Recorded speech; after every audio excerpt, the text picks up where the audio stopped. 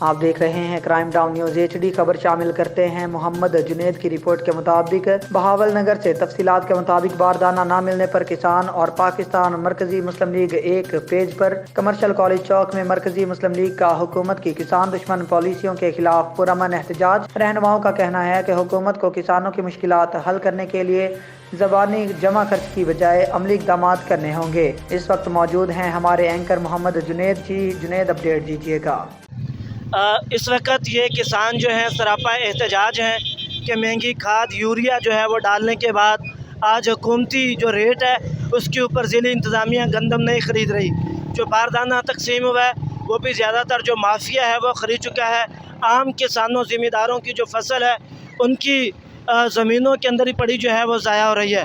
حکومت پنجاب سے مطالبہ کرتے ہیں کہ وہ شفاف طریقے سے جو ہے وہ گندم کی خریداری حکومتی ریٹ کے اوپر کرے، ورنہ یہ کاشتکار یہ پیغام دے رہے ہیں کہ اگر یہی صورتحال رہی تو ہم نیکسٹ آنے والے وقت میں کاشتکاری بند کر دیں گے، اور ہمارے پاس جو غذائی ضروریات پوری کرنے کا واحد طریقہ زمینوں میں کاشتکاری ہے وہ بند ہو جائے گا۔